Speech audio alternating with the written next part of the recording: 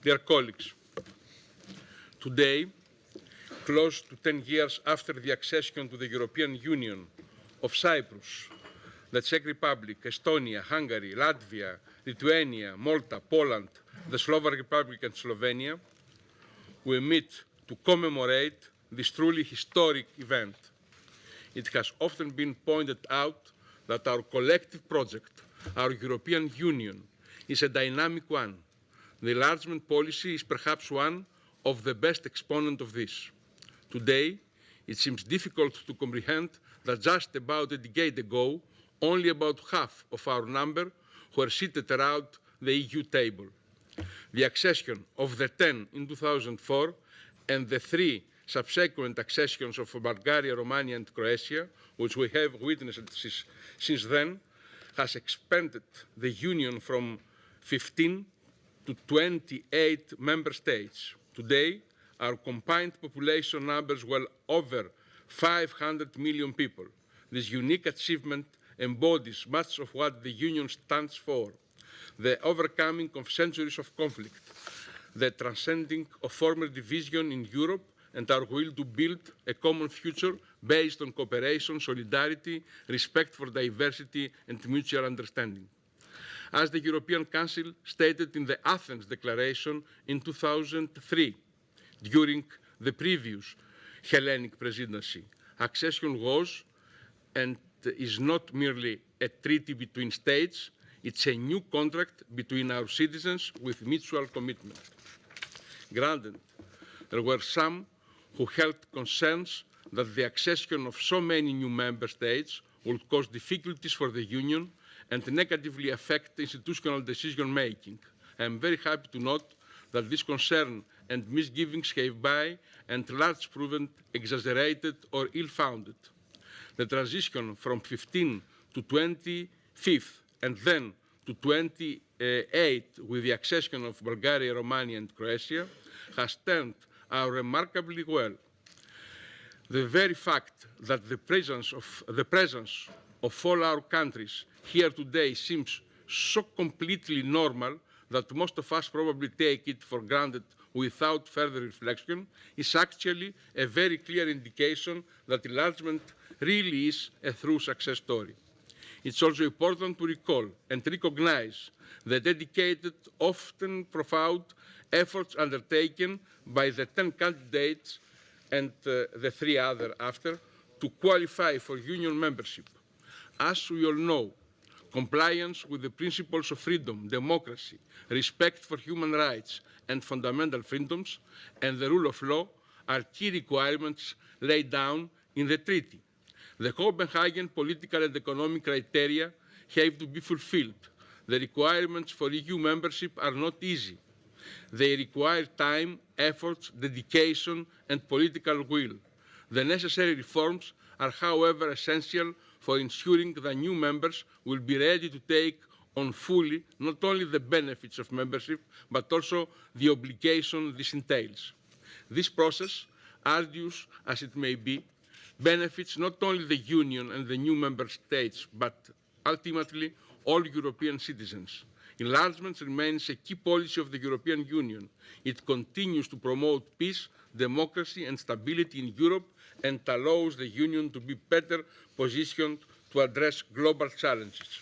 I am also very happy to note that the enlargement process, with its proven transformative and stabilizing effects, has maintained its attractiveness and is continuing as we speak.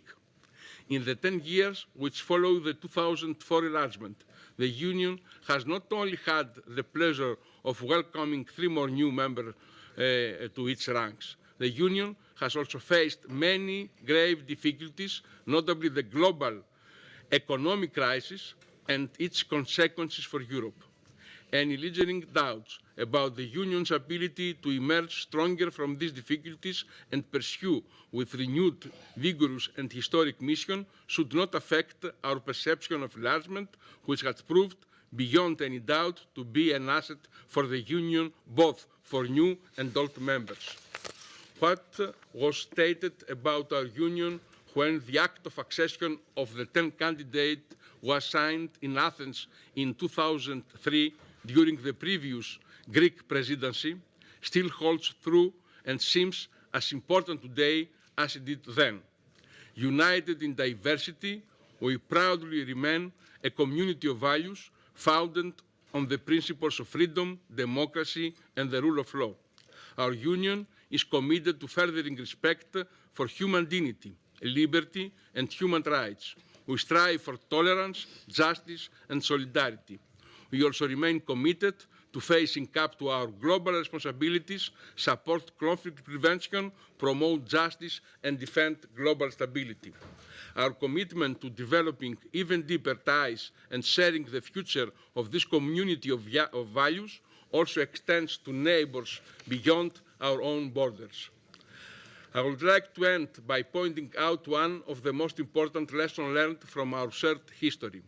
By continuing to work together, by promoting and upholding our core Union values, reaching forward towards common goals, we will all be better poised to confront the challenges which we face, both today and in the future together. Thank you very much for your attention.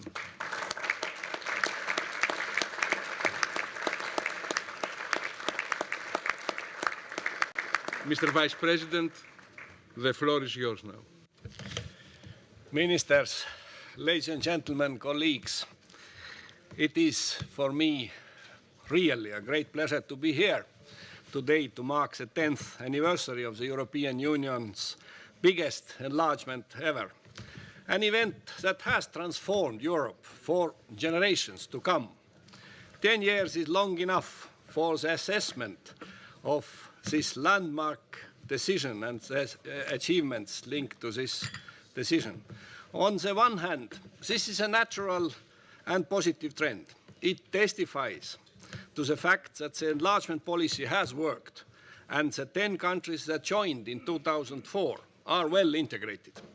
On the other hand, the debate on Europe, in particular now ahead of the European elections, is sometimes marked by a critical stance of EU enlargement, often using populist cliches. Let me therefore recall evidence of its positive impact so far. First, enlargement policy is the most effective and powerful tool we have for strengthening peace, security, and stability in Europe.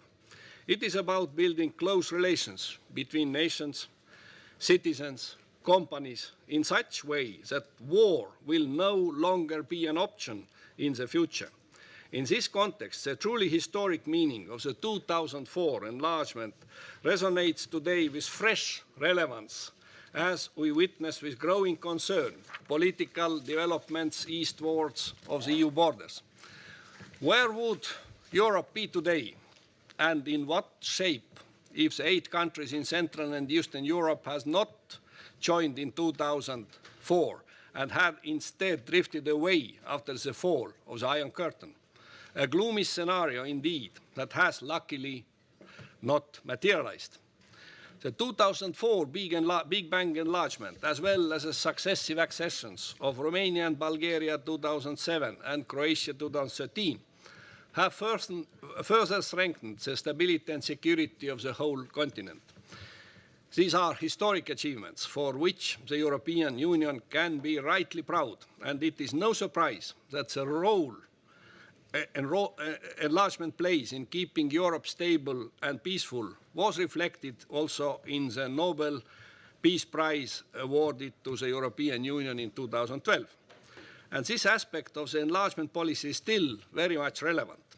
Succession perspective for the Western Balkans, as confirmed again by the Council conclusions last December, is about bringing peace, stability and prosperity to a region heavily affected by the legacy of war. The prospect of EU membership of these countries plays a key role in the process of their reconciliation. A good example is a recent agreement and continuing dialogue between Serbia and Kosovo. Second, enlargement policy strengthens democracy. It promotes fundamental freedoms and consolidates the rule of law across the countries aspiring to EU membership. These values at the heart of the European project are the cornerstone of the whole accession process. This was the case back in 2004 and is equally relevant today, with the perspective of EU accession a powerful incentive for democratic reforms in Southeast Europe. Third, enlargement has made Europe stronger and more prosperous. Accession benefited both those countries joining the EU and the established member states. The economic dynamism of the then new EU countries generated 3 million new jobs in just 6 years, from 2002 to 2008. Growth in the acceding countries contributed to growth in the existing member states. German exports to the countries that joined in 2004 and 2007, for example, have almost doubled since then, totaling 124.5 billion euro in 2013. These figures speak for themselves. Enlargement is a win-win for both sides. And I also must say what brings a fact what I brought during the spring forecast spring economic forecast for EU, that also we can see that income per head of the countries that joined the EU 2004 amounted to less than half of the EU's in 1994. In 2004, this ratio has increased to 58%. Now in 2014, the income per head of the 2004 wave accession should reach 72% of EU. Where are we today? Over the years, the EU has grown from 6 to 28 member states. It is now the largest integrated economic area in the world, the biggest player on the global trading scene, with exports of goods higher than those of China or the United States, the largest global source and destination of foreign direct investment, and one of the world's best performing economies. 500 million EU citizens can crisscross the continent without visas or passports, using an ever safer and better network of transport connections, taking advantage of the world's biggest single market and relying on a robust system of citizens and consumer rights. Is there another place on the planet where citizens can enjoy these freedoms? The answer is simply no. And also institutionally, the enlarged European Union has demonstrated a remarkable continuity, providing that it is a flexible system, able to adapt to a new environment. Ladies and gentlemen, enlargements have made the EU a global success story. This may not be so obvious for many citizens in Europe today.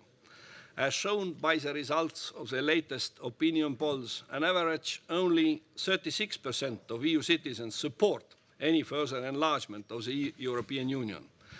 The low level of public support for European integration and EU enlargement in some member states is one of the challenges we are facing. What better commemoration of the 10th anniversary than a strong commitment for all of us to continue efforts towards building a real understanding and awareness of the EU enlargement policy and how it has shaped and continues to shape Europe for the better. Thank you for your attention.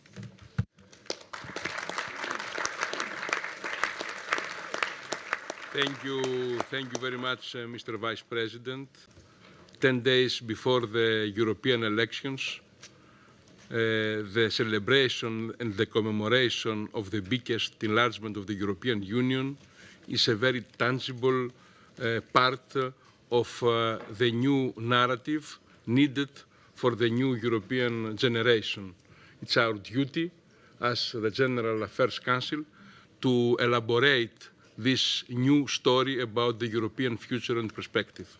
Thank you very much. And now, from the part of the 10 countries, Vytautas. Thank you, Mr. Chairman, Vice President of the Commission, dear colleagues and friends. Today, we proudly celebrate the 10th anniversary of the historic event when, to paraphrase the Cyprus presidency publication, being linked by history, we became linked by choice.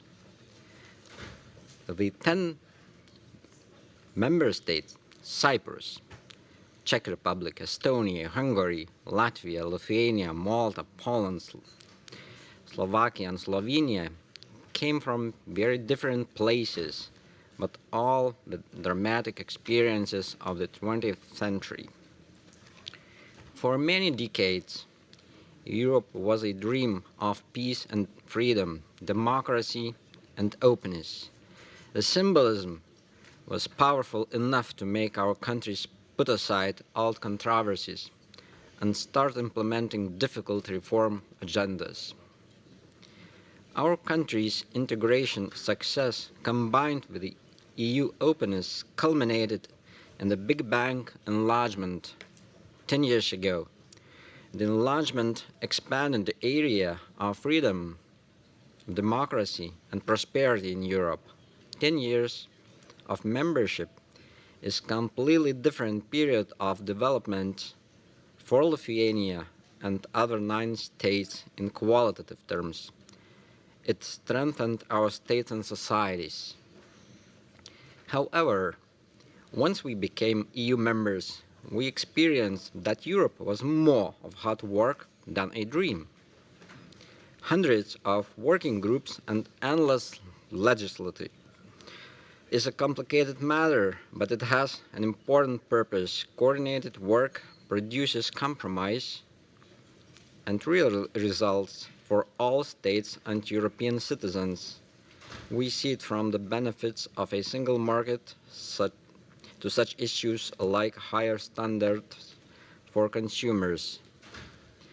Still, many challenges and hard work lie ahead of us. First of all, the urgent matter of European energy security and creation of EU internal energy market. Our efforts are also aimed at economic growth, youth employment, fiscal discipline, effective functioning of the banking union, and that of a single market. For EU to be successful on this road, 2 principles are important: united efforts and implementation of already agreed decisions. The traction of the dream has not faded with the enlargement. Member states whose 10th membership we celebrate today contributed greatly to further building strong and modern Europe. 6 out of 10 are in the Eurozone today. 6 out of 10 already chaired EU Council and managed to deliver solid results. Any discussion today about old and new Europe, member states, becomes relevant only among historians. And the 5th wave of enlargement was completed with the accession in 2007 of Romania and Bulgaria, and more recently, Croatia also joined our family. Strengthened by enlargement, EU is playing an increasingly important global role, especially in the neighborhoods. European perspective helped to stabilize the Western Balkans and brought peace and reconciliation to the region. Cooperation with its southern neighbors not only opens great mutual opportunities, but also unites our efforts in solving the challenge of illegal migration. The EU remains a powerful positive attraction, motivation for reforms, hope for freedom, democracy, and human rights for our eastern neighbors. Managing this power to finally build Europe, which is whole and free and at peace, is our primary task and the Nobel Peace Prize winner's responsibility. Recent aggression against Ukraine is a standing proof that peace and freedom shall not be taken for granted, even in Europe. European values need to be defended every day. So is our Europe a dream of or hard work? Any dream is an illusion without hard work, but hard work without a dream is meaningless.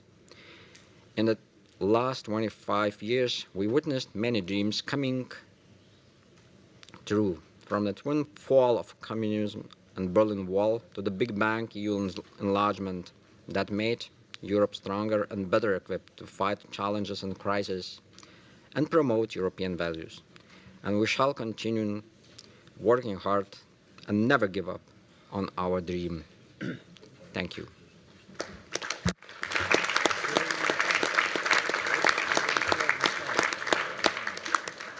Thank you, Vytautas, also for your historical and philosophical approach and sensitivity. And now